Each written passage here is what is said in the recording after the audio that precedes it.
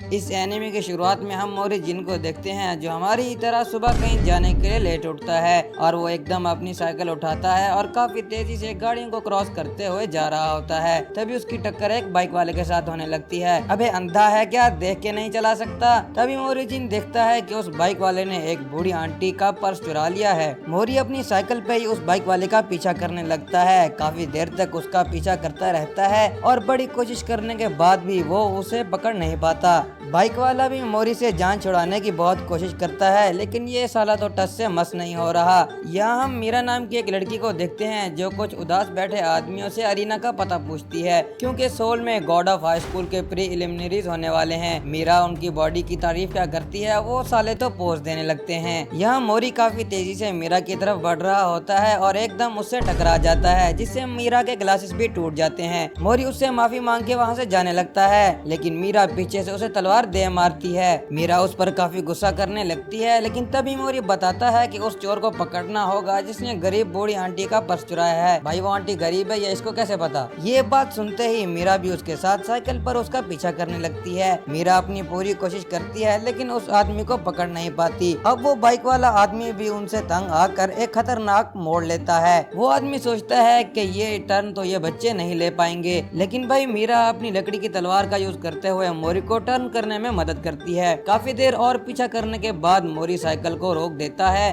और मीरा से कहता है कि आगे तुम संभालो। मीरा उड़ते हुए हवा में मूनलाइट शॉट स्टाइल का यूज करते हुए नीचे आती है, लेकिन कोई फायदा नहीं होता और वो साइन बोर्ड से टकरा जाती है। वो बाइक वाला आदमी काफी खुश होने लगता है, लेकिन तभी डेवी नाम का एक लड़का उसे एक जोरदार मुक्का मारते हुए रोक लेता है और यहाँ एकदम सन्नाटा छा जाता है। असल में ये तीनों ही god of high school tournament में हिस्सा लेने वाले हैं। अब वो तीनों अरीना में पहुंचते हैं, जहां डेवी और जिन दोनों एक दूसरे को अपना इंट्रोडक्शन देते हैं और अपना नाम बताते हैं। वो मीरा की तरफ देखते हैं, लेकिन मीरा थोड़ी शर्मा जाती है। अब एक आदमी सारे पार्टिसिपेंट्स को तैयार रहने को कहता है और थोड़ी ही देर में पार्टिसिपेंट्स को अरीना में बुला लिया जाता है। यहाँ उनको बताया जाता है कि उनके हाथ में बंधी हुई वो एलईडी उनके वाइटल्स और एनर्जी लेवल्स बताएगी और घायल होने वाले के लिए नैनो टेक्नोलॉजी का यूज किया जाएगा उसे रिकवर करने के लिए। और भाई इसी के साथ वो फाइट करने का कहते हैं। पहले तो सारे पार्टिसिपेंट्स को कुछ समझ नहीं आता, लेकिन वो जान जाते हैं कि ये एक बैटल ग्राउंड की तरह है और धीरे धीरे हर कोई अपने से कमजोर ओपोनेंट को मारने लगता है और पूरे अरीना में जंग का माहौल बन जाता है। और भाई हमारे तीनों कैरेक्टर्स चमकते हुए नजर आते हैं। मोरी, जिन और डेवी दोनों सही से अपने हाथ साफ कर रहे होते हैं। तभी एडमिनिस्ट्रेशन की एक कमिश्नर को कॉल आती है और वो एक नए पार्टिसिपेंट को रिंग में भेजते हैं, जो फिलहाल जेल में सजा काट रहा था। इस बंदे को भेजने का मकसद सारों की काबिलियत टेस्ट करना और कमजोर पार्टिसिपेंट्स को एलिमिनेट करना है।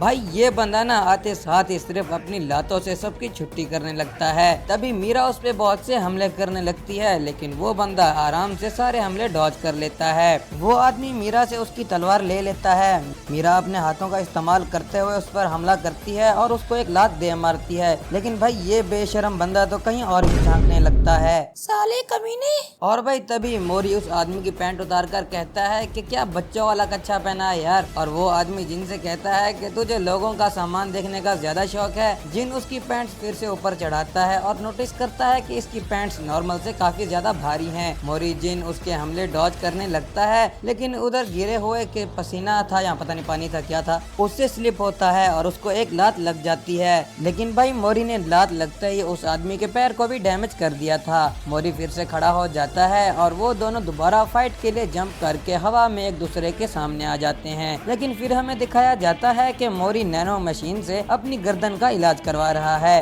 अब शाम के वक्त जब मीरा घर जा रही होती है तो मोरी उससे काफी ज्यादा घूरने लगता है। मीरा काफी इरिटेट हो रही होती है, लेकिन मोरी मीरा को गोरिल्ला बोल देता है, क्योंकि जब वो उस आदमी से लड़ने के लिए ऊपर हवा में था तो मीरा ने उस आदमी को मारने के बजाय मोरी की ही गर्दन तोड़ दी। मीरा फिर से मोरी को मारने लगती है और कहती है कि ये सारी गलती मोरी की है। साले ये सारी गलती तेरी है, अगर तूने मेरा चश्मा तोड़ा होता तो आज तेरी गर्दन न टूटी होती। मीरा डेवी को स्टॉकर कहती है, क्योंकि वो भी उनके पीछे पीछे आ रहा होता है, लेकिन डेवी बताता है बहन जी मेरा घर भी इसी डायरेक्शन में है। मीरा गुस्सा करते हुए वहाँ से जाने लगती है।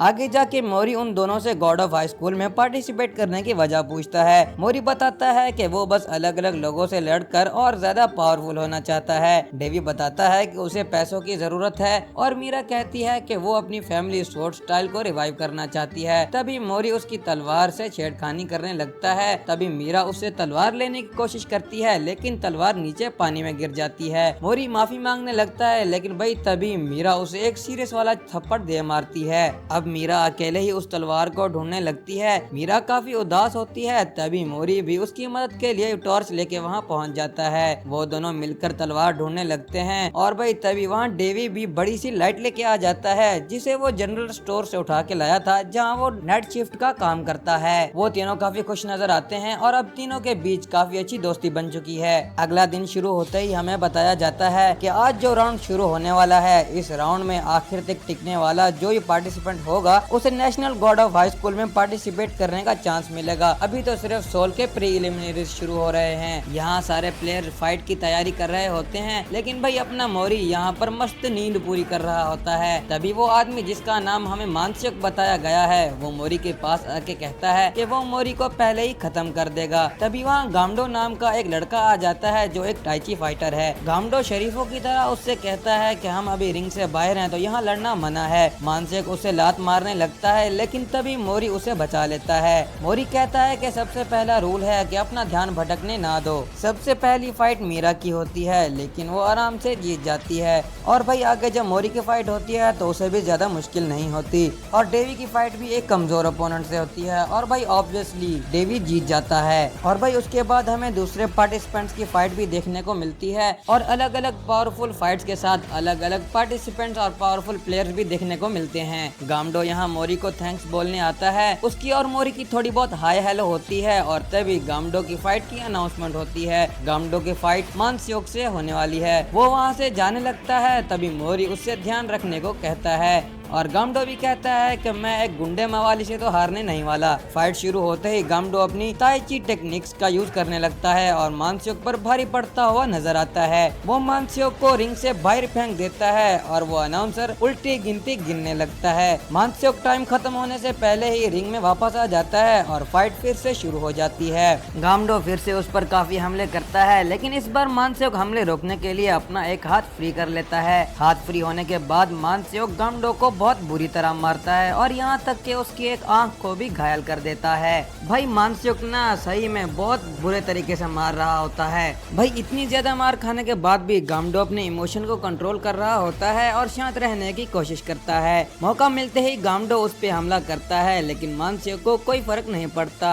क्योंकि उसने गामडो के हमले को सेम फोर्स से रिपेल करके बेअसर कर दिया था। मानसिक उसको हार मानने के लिए फोर्स करता है और कहता है कि वो उससे अपनी जान की भीख मांगे। वो गामडो को बहुत मारता है, लेकिन गामडो फिर भी गिव अप नहीं करता। मानसिक अपना दूसरा हाथ फ्री कर लेता है और गामडो को दोनों हाथ तोड़ देता है और तभी यहाँ मोरी आ जाता है और मानसिक को लात दे मारता है, जिससे मानसिक दूर जाके गिर जाता है। भाई वो दोनों लड़ने के लिए आगे बढ़ते हैं और मोरी ना मानसिक को एक ही लात में रिंग से बाहर फेंक देता है और तभी सारे कमिश्नर्स आके मोरी को रोक लेते हैं। अनाउंसर कहता है कि मोरी ने रूल्स तोड़े हैं तो उसे चुपचाप उनके साथ चलना होगा, लेकिन तभी भाई हम देखते हैं कि मानसिक से बहुत ज्यादा डार्क पावर निकल रही है। हम मानसिक का फ्लैशबैक देखते हैं कि जब वो कमजोर होता था और जिंदगी से तंग आ चुका था, तभी उसे एक अनजान लड़की ने पावर्स दी थी, लेकिन तब वो उन पावर्स को कंट्रोल नहीं कर पाता था। लेकिन अब वो पावर्स अवेक हो चुकी हैं। अब मानसिक मोरी पर डार्क पावर से हमला करता है, लेकिन एक कमिश्नर बीच में आके सबको बचा लेती है। इससे पहले कि कोई कमिश्नर मानसिक को रोकता, मोरी पहले ही उससे लड़ने के लिए जंप कर देता है। मोरी पहले उस पर ट्रिपल किक से हमला करता है और एक फाइनल किक से उसे अरीना में दे मारता है, जिससे ये फाइट खत्म हो जाती है। और भाई तभी यहाँ एंट्री होती है गॉड ऑफ हाई स्कूल के एडमिनिस्ट्रेशन हेड मूजिन पार्क की, जो एक पावरफुल कैरेक्टर है इस पूरी एनिमे में। मूजिन अपने पावर से मोरी को जमीन पर गिरा देता है, जिससे वो हिल भी नहीं पाता। मूजिन पार्क अपना इंट्रोडक्शन देता है और बताता है कि मोरी ने रूल्स तोड़े हैं, उसकी पनिशमेंट फाइनल होते ही सबको बता दिया जाएगा और तब तक टूर्नामेंट अपने शेड्यूल के मुताबिक चलेगा। डेवी और मीरा दोनों ही मोरी पर काफी प्राउड फील कर रहे होते हैं, क्योंकि उसने एक आदमी की जान बचाई है, जिनके ग्रुप को नॉक्स बुलाया जाता है। वो लोग कुछ प्लानिंग कर रहे होते हैं और बार बार ऊपर वाले का नाम ले रहे होते हैं। और भाई आपको एक स्पॉइलर दे दूं कि यही हमारे दुश्मन हैं। यहाँ कमिश्नर की मीटिंग में बताया जाता है कि गामडो आगे पार्टिसिपेट नहीं कर पाएगा और उसका ट्रीटमेंट चल रहा है। मानसियोक की मेंटल हेल्थ भी सही नहीं और वो भी पार्टिसिपेट नहीं कर पाएगा, लेकिन मोरी अपने हाल में मस्त है। एक कमिश्नर मोजिन पार्क को एडवाइस देती है कि हमें मोरी जिन को डिस्क्वालीफाई कर देना चाहिए, लेकिन जब मोजिन पार्क मोरी की फाइल में उसके दादा का नाम देखता है जिनका नाम तेजिन जिन है, जिसे देखकर वो काफी हैरान हो जाता है। और भाई दूसरी तरफ मीरा की फाइट मिस योन के साथ होने वाली है। फाइट शुरू होते ही वो दोनों हमले डॉज करने लगती हैं, लेकिन फिर मिस योन मीरा पर भारी पड़ती हुई नजर आती है क्योंकि वो एक प्रोफेशनल प्रो रेसलर है। मिस योन कहती है कि अगर टूर्नामेंट जीतने के बाद उसकी कोई भी विश पूरी हो जाएगी तो वो अपने लिए अच्छे अच्छे मर्द मांगेगी। छी भाई, मिस योन फिर से हमला करती है। मीरा अपनी तलवार यूज करती है, लेकिन मिस योन की टफ बॉडी पर उसका कोई असर नहीं होता। मिस योन अपना स्पेशल मूव यूज करके मीरा को नीचे दे मारती है। मिस योन सोचती है कि वो जीत चुकी है, लेकिन मीरा फिर से खड़ी हो जाती है और बिना तलवार के ही लड़ने के लिए रेडी हो जाती है। काफी हमले डॉज करने के बाद वो अपने हाथों से ही मूनलाइट शॉट स्टाइल का यूज करती है और मिस योन को कट देती है। ये कैसी नाजुक जगह पर कट दे रही है यार। दूसरे हमले में मिस योन हार जाती है। यहाँ मोरी मीरा की जीत देखकर काफी खुश हो रहा होता है, लेकिन तभी मोजिन पार्क आके कहता है कि अगर मोरी जिन कमिश्नर क्यू को हरा देता है तो उसे टूर्नामेंट में वापस ले लिया जाएगा। लेकिन मोरी कहता है कि उसे तो उस भूरे बाल वाले से लड़ना है ताकि वो उससे अपना बदला ले सके, और कौन सा बदला है ये तो आप देख ही चुके होंगे। मोरी काफी जिद करने लगता है, बिल्कुल बच्चों वाली जिद। कमिश्नर क्यू कहता है कि वो उस भूरे बाल वालों से काफी ज्यादा ताकतवर है। ताकत का नाम सुनते ही मोरी जिन मान जाता है, लेकिन वो उससे फाइट के वक्त चश्मा उतारने का कहता है, और तभी कमिश्नर की वो गुस्सा आ जाता है और वो उसे मुक्का दे मारता है। बच्चे, मैं ऐसे ही तो कमिश्नर नहीं बना ना। मुक्का खाने के बाद भी मोरी जिन काफी एक्साइटेड नजर आता है। ये कैसा बंदा है यार। मोजिन कहता है कि उनकी फाइट कल होगी और वो भी अरीना में। रात को घर जाते हुए डेवी और मीरा मोरी के बारे में बात कर रहे होते हैं कि ये निकम्मा पता नहीं कहाँ रह गया। तभी शैतान टपक पड़ता है। मोरी के हाथ में कुछ फ्रूट्स भी होते हैं। मोरी उनको फ्रूट्स ऑफर करता है, लेकिन वो नहीं खाते। मीरा के पूछने पर मोरी बताता है कि कल उसे कमिश्नर से फाइट करनी होगी, तभी वो टूर्नामेंट में वापस आ सकेगा। हमें पता चलता है कि मोरी को वो फ्रूट्स पार्क मूव जिन ने दिए थे, और वो कोई नॉर्मल फ्रूट्स नहीं बल्कि वन पीस के डेविल फ्रूट की तरह हैं, जिसे सेज फ्रूट कहा जाता है। ये फ्रूट्स खाने के बाद कोई भी नॉर्मल इंसान जिंदा नहीं बचने वाला। मोजिन पार्क ने ऐसा इसलिए किया क्योंकि वो मोरी के अंदर की असली पावर को जगाना चाहता है। और भाई अगर आप भी मोरी की असली पावर को देखना चाहते हो तो फटाफट से चैनल को सब्सक्राइब कर दो और वीडियो को लाइक कर दो, क्योंकि भाई वीडियो बनाने में बहुत ज्यादा मेहनत लगती है और बीमारी शिमारी हर चीज के बावजूद भी हम आपके लिए वीडियो बनाते हैं, तो सब्सक्राइब करना तो बनता है। मोरी घर पहुंचता है और घर पहुंचते ही वो उस डेविल फ्रूट को सेज फ्रूट को खा लेता है। भाई मोरी जैसे ही सोने के लिए बिस्तर उठाता है तभी वो नीचे गिर जाता है और उसके मुंह से खून आने लगता है। भाई आपको क्या लगता है, क्या मोरी अपनी असली पावर को जगा पाएगा? कमेंट करके जरूर बताना। अगले दिन हम देखते हैं कि डेवी जो अपने कॉलेज के दोस्त संगते के साथ होता है। संगते को स्टेज 3 का कैंसर है। डेवी और संगते की बहन दोनों काफी सारी जॉब्स करते हैं ताकि वो संगते के ट्रीटमेंट का पैसा जमा कर सकें, और डेवी ने गॉड ऑफ हाई स्कूल में भी इसीलिए पार्टिसिपेट किया है। अब हम वापस अरीना में आते हैं जहाँ डेवी की फाइट संगचल से होने वाली है। संगचल ने पहले ही डेवी के बारे में काफी जानकारी इकट्ठा कर रखी थी। फाइट शुरू होते ही संगचल डेवी पर भारी पड़ता हुआ नजर आता है। संगचल कहता है कि उसने कराटे के सारे मूव सीख रखे हैं और उसके पास बहुत सारी नॉलेज भी है, तो उसे हराना डेवी के बस की बात नहीं। फाइट के शुरू में काफी मार खाने के बाद डेवी अब उसके हमलों को काउंटर करने लगता है और उसके खतरनाक अटैक्स को भी डॉज करने लगता है। संगचल पूछता है कि भाई ये क्या कोई तुक्का था? डेवी बताता है कि उसने अपनी बॉडी को उसकी टाइमिंग से मैच कर लिया है। वो दोनों फिर से एक दूसरे की तरफ बढ़ते हैं, लेकिन संगचल फिसल जाता है और गलती से वो बैट डेवी के सर में जा लगता है, जिससे डेवी का खून बहने लगता है। तुमने मुझे मारा क्यों नहीं? अबे साले, कोई डरपोक ही होगा जो किसी गिरोह इंसान को मारेगा। वो फिर से खड़े हो जाते हैं और फाइट करने लगते हैं।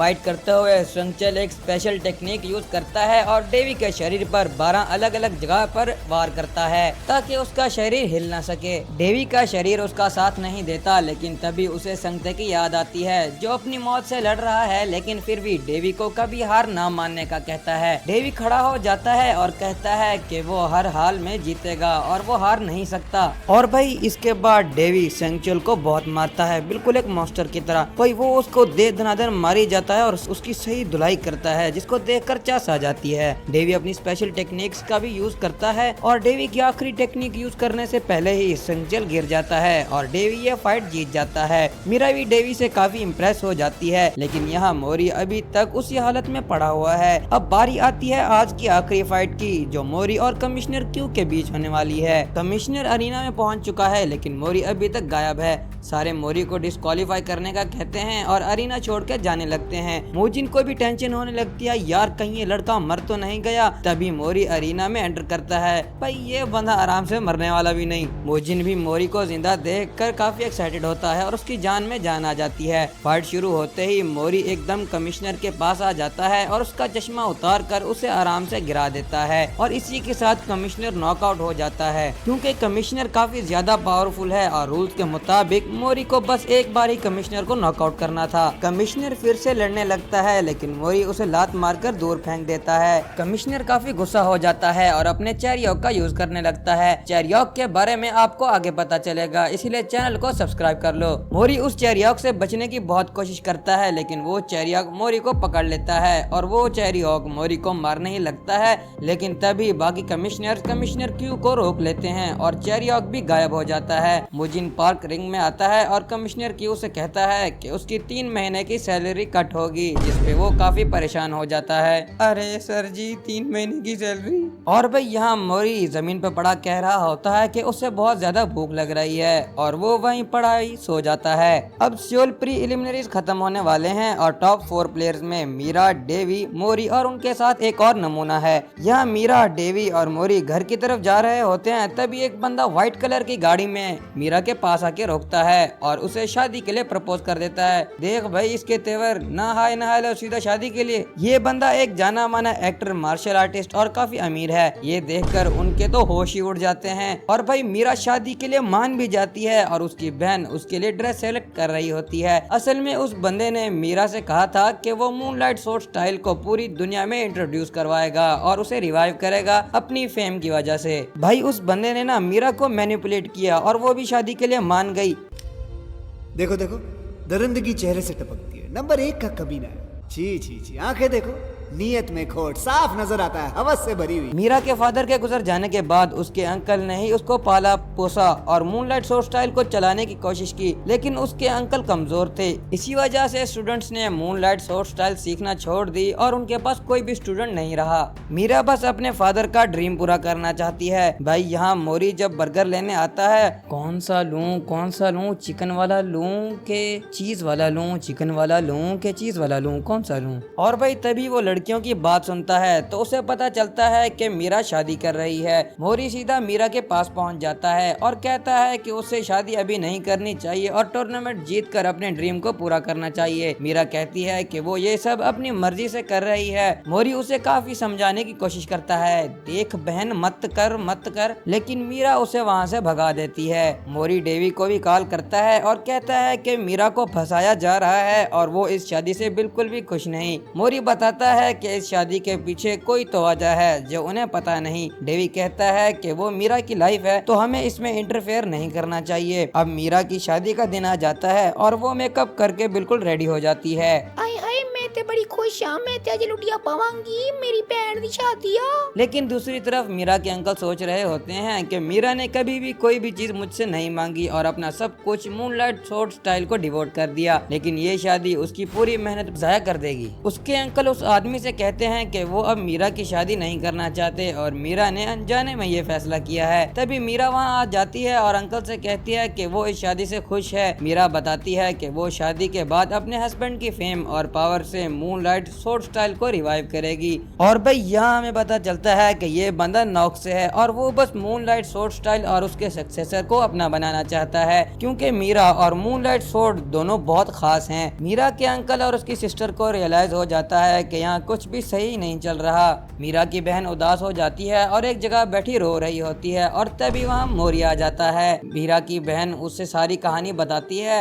मोरी और वो वेडिंग हॉल में जाने लगते हैं, लेकिन गार्ड्स उनको रोक लेते हैं। पहली बार वो मोरी को अंदर नहीं जाने देते और दूसरी बार मोरी खुद से जाने की कोशिश करता है तो वो गार्ड उसको पकड़ लेते हैं। मोरी गार्ड से लड़ नहीं पा रहा होता, लेकिन तभी वहाँ डेवी आ जाता है और एक ही झटके में सारे गार्ड्स को गिरा देता है। ले भाई एंज करना सी। और भाई डेवी को देखकर मोरी की आंखों में एक अलग ही चमक सी आ जाती है। डेवी और मोरी दोनों हॉल में एक मस्त सी एंट्री लेते हैं, जिसको देखकर दिल खुश हो गया। वो मीरा से कहते हैं कि वो इस ड्रेस में बिल्कुल भी अच्छी नहीं लग रही, और खास करके उस भद्दे से आदमी के साथ। वो आदमी देखता है कि सारे गार्ड्स पहले ही गिर चुके हैं। वो खुद तलवार लेके उन पे हमला करता है, लेकिन डेवी उसे रोक लेता है और मोरी से मीरा के पास जाने को कहता है। मोरी मीरा के पास आता है, लेकिन मीरा उसकी तरफ देखती भी नहीं। मोरी कहता है कि मूनलाइट स्वॉर्ड स्टाइल तुम्हारी फैमिली की है, ना कि उसके बाप की। मीरा को खुद उसे रिवाइव करना होगा बिना किसी के फेम के या पावर के। मीरा काफी उदास होती है और मोरी से लड़ने लगती है। मीरा कहती है कि ये सब इतना आसान नहीं और मोरी इस बात को समझ नहीं पाएगा। तभी मीरा के अंकल बीच में आ जाते हैं और उनको एक घूसा लग जाता है। मीरा के अंकल कहते हैं कि अगर मेरा भाई मतलब के मीरा के फादर यहाँ होते तो उन्हें भी ये बात बिल्कुल भी अच्छी ना लगती। तभी उसकी बहन कहती है कि वो भी अपनी पूरी मेहनत करेगी और इस स्वॉर्ड स्टाइल को रिवाइव करने में मीरा की पूरी हेल्प करेगी। मोरी मीरा से कहता है कि तुम वो करो जो तुम्हारा दिल करे। और भाई तभी मीरा को याद आता है कि कभी उसके फादर भी उससे यही कहा करते थे। अब मीरा उस आदमी से कहती है कि वो अब ये शादी नहीं करना चाहती। वो बंदा कहता है कि उसे बस वो स्वॉर्ड और उसका सक्सेसर चाहिए। वो बंदा भी अपना चैरियट यूज करने लगता है और मीरा को घायल कर देता है, लेकिन मीरा एक ही वार में उसे सुला देती है। जब सारा मामला खत्म हो जाता है तो हम देखते हैं कि वो बंदा मीरा की स्वॉर्ड लेके जा रहा है। मीरा कहती है कि उसे जाने दो, वैसे भी एक लकड़ी की तलवार से वो क्या कुछ उखाड़ लेगा, और असली मूनलाइट स्वॉर्ड स्टाइल तो मेरे अंदर बसती है। अब रात के वक्त जब डेवी संगते से मिलने जाता है तो वहाँ देखता है कि संगते की हालत बहुत खराब हो रखी है और डॉक्टर उसे बचाने की बहुत कोशिश कर रहे हैं। डेवी जब नाइट शिफ्ट पर काम कर रहा होता है तभी वहाँ उसे कॉलेज के कुछ पुराने लड़के आ जाते हैं और डेवी का मजाक बनाते हैं और वो संगते को भी बुरा भला कहते हैं। और भाई संगते के बारे में बात सुनते ही डेवी का दिमाग घूम जाता है और वो इन सारों को धो देता है।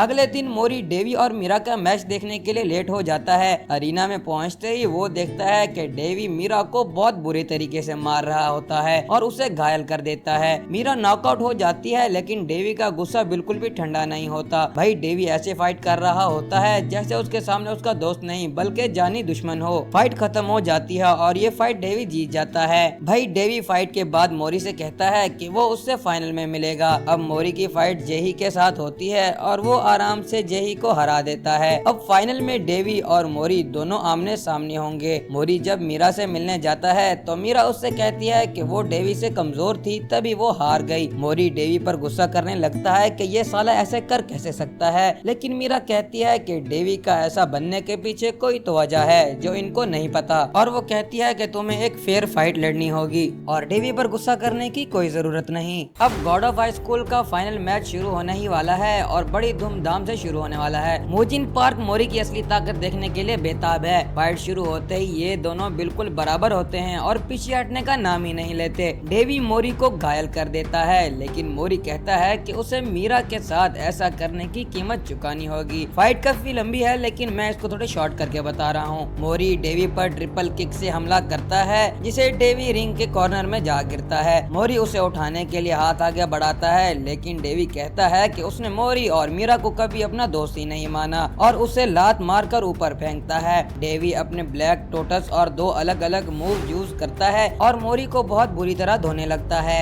यहाँ मीरा अपनी बहन और अंकल के साथ डिस्चार्ज होने के बाद घर जा रही होती है, तभी उससे अपने डिजिटल ब्रेसलेट, यहाँ उसको एलईडी कहेंगे, उस पर दिखाई देता है कि आसपास किसी की डेथ हो चुकी है। मीरा आईसीयू में लोगों को जाते हुए देखती है और खुद भी वहाँ चली जाती है। वहाँ जाके वो देखती है कि संगते अपनी आखिरी सांसें ले चुका है। संगते और डेवी की फोटो देखकर मीरा सब समझ जाती है। असल में डेवी ने मोजिन पार्क से डील की थी कि वो संगते का ट्रीटमेंट नैनो टेक्नोलॉजी से शुरू कर दे और बदले में वो इस टूर्नामेंट के फाइनल और सेमीफाइनल को जरूर जीतेगा, अपोनेंट चाहे उसके दोस्त ही क्यों ना हो। डेवी अपनी एक पावरफुल टेक्निक यूज करके इस फाइट को खत्म करने लगता है और मोरी भी पीछे नहीं हटता। उन दोनों के हमले करने पर पूरी रिंग में धूल ही धूल हो जाती है और पूरी अरीना में सन्नाटा छा जाता है। धुआं हटते ही हम देखते हैं कि मोरी काफी घायल हो चुका है और नॉकडाउन हो जाता है। काउंटडाउन होने लगता है लेकिन मोरी फिर से खड़ा हो जाता है। तभी मोजिन पार्क आके डेवी को संगते की खबर देता है। तभी हमें डेवी का फ्लैशबैक दिखाया जाता है कि डेवी कॉलेज में गैंगस्टर हुआ करता था और उसी कॉलेज में संगते भी पढ़ता था, लेकिन संगते एक शरीफ और सीधा साधा इंसान था। एक दिन डेवी अपने एक दोस्त को दूसरे लड़कों से बचाने गया था, लेकिन उधर डेवी अकेला ही रह जाता है और बाकी लड़के भाग जाते हैं और तभी वहाँ संगते उसकी हेल्प करने आ जाता है और वो दोनों मिलकर फाइट करते हैं। अबे साले, तूने तो मरवा दिया यार। फाइट के बाद डेवी कहता है कि ये मेरे दोस्त नहीं, इनका काम खत्म होते ही वो चले जाते हैं और डेवी भी उनको काम के वक्त ही याद करता है। लेकिन संगते ने उसे अपने दोस्तों पर भरोसा करना सिखाया और यहीं से संगते और डेवी की दोस्ती शुरू हुई थी। एक लम्हे के लिए डेवी भी नीचे गिर जाता है, लेकिन काउंटडाउन खत्म होने से पहले वो और मोरी दोनों खड़े हो जाते हैं। अब डेवी सिर्फ डिफेंसिव फाइट करने लगता है और कोई हमला नहीं करता और तभी मीरा डेवी को आवाज लगाती है। मैच रुक जाता है। मीरा डेवी को अपने पास बुलाकर एक लेटर देती है और दूसरी तरफ मोरी जिन अनाउंसर का टाइम जाया कर रहा होता है। मीरा जो लेटर डेवी को देती है वो संगते ने उसके लिए लिखा था। संगते ने डेवी को खुद के लिए लड़ने के लिए कहा था, न कि उसके लिए। मोरी और डेवी दोनों फाइट के लिए रेडी हो जाते हैं और अब फाइट में काफी मजा आ रहा था, लेकिन मोरी की ब्लू ड्रैगन किक से डेवी हार जाता है और जीत मोरी के नाम होती है। और इतनी लड़ाई के बाद भी उनकी दोस्ती बनी रहती है और हमेशा की तरह जाते वक्त मोरी और मीरा दोनों एक दूसरे को तंग करने लगते हैं। अब भाई हर जगह गॉड ऑफ हाई स्कूल के प्रीलिमिनरीज खत्म हो चुके हैं और कुछ ही दिनों में नेशनल टूर्नामेंट शुरू होंगे। अगले दिन कमिश्नर क्यू और कमिश्नर ओ दोनों लाइव टीवी पर बताते हैं कि ये टूर्नामेंट अब एक टीम टूर्नामेंट होने वाला है। हर शहर से टॉप 3 प्लेयर्स टीम बनाकर एक साथ फाइट करेंगे और इसीलिए आज मीरा का मैच जेही के साथ हो रहा है।